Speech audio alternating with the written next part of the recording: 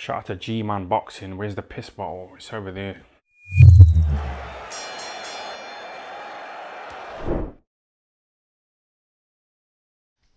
Alright people, so as we all know, last night, early hours of this morning, Artur Beterbiev destroyed Joe Smith Jr. Absolutely battered him from pillar to post. And great performance from Beterbiev, it has to be said. But we look now on to his next opponent. For me, obviously, I want to see undisputed. But I'm sure, you never know, but I'd be very surprised if we get Dmitry Bivol versus Beterbiev next. For the simple reason is,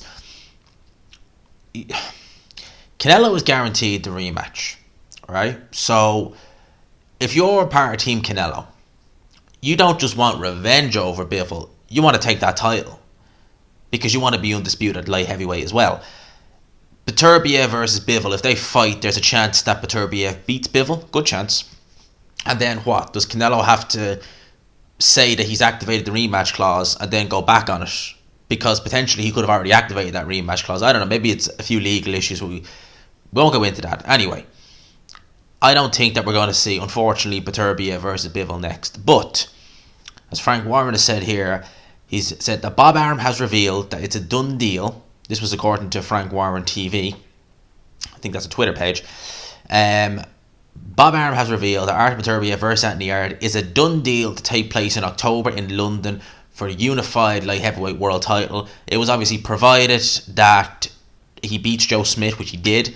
Yarde was at ringside. I think I might even have a quote from Anthony Yarde.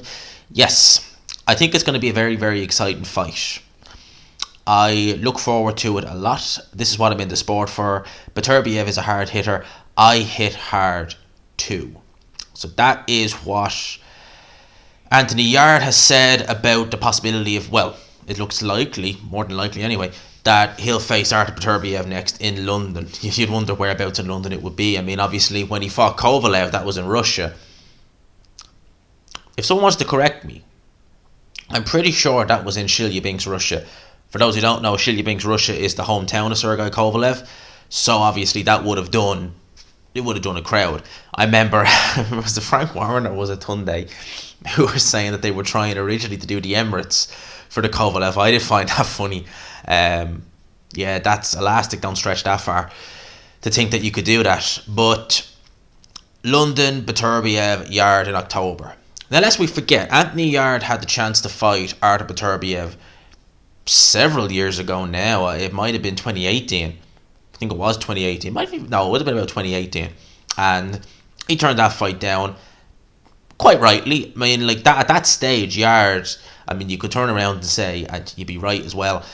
I was going to say, at that stage, Yarde had fought nobody. But when he fought Kovalev, he still had fought nobody. But that was a much fresher Beterbiev, and that was a Kovalev that they were wondering had they just got him at the right time. Obviously, they waited a fight or two too soon. But as Tunde says, timing is everything. Is the timing right for Artur Beterbiev? Is the timing right for Anthony Yarde to go in there with Artur Beterbiev? Personally, I really don't think it is. I think that Anthony Yarde, it's been a bit disappointing, I have to say, with Anthony Yarde. And the Lyndon Arthur win was good, and he really did stamp his authority on that. But going into the Kovalev fight, I think I was one of very few who actually picked Anthony Yarde to win that fight, because I did genuinely think Kovalev had regressed a lot and that Yarde had improved. I knew that Yarde was a good fighter, but I knew that he was very much a protected fighter at the same time, in a sense that Team Yarde were unwilling to put him in there with anybody, like anyone with a pulse. And obviously he lost to Kovalev. He had a fight in Spain, and then I think he was meant to fight he was meant to fight Lyndon Arthur earlier in 2020. Obviously waited until December, lost that fight. And it was a real kind of, for me, like, although the Lyndon Arthur's fight last October was a good performance, it seems to me as though Yarde has just stagnated as a fighter. Yes, he's a good fighter. Yes, he's better than most guys at domestic level. But to me, it just seems like there's untapped potential there in Anthony Yarde.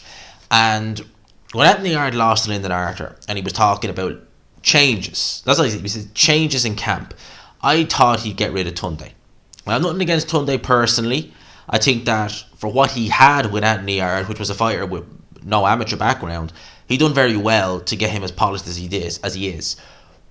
But for Yarde, I feel a new trainer would have added more elements to his game. A Shane McGuigan, even an Adam Boot, because I think Yarde's style would actually transition quite well to Adam Boot. But I think with Ajayi, he's just stagnated.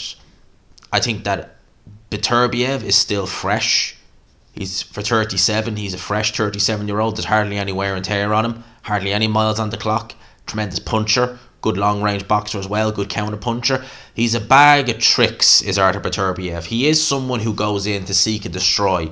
But when he needs to box and get on his jab and counter-punch, he can do it. He's got tremendous power on the front foot and on the back foot, which is something that you very seldom see in fighters. I mean, some fighters really can't put much power when they're on the back foot.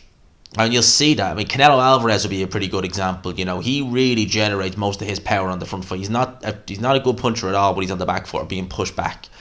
David Haye is an example of someone who can actually punch quite well on the back foot. Look at the knockdown he got against John Ruiz. That was on the back foot. He was backing Ruiz. He was backing up and just threw that right hand. It was a great right hand.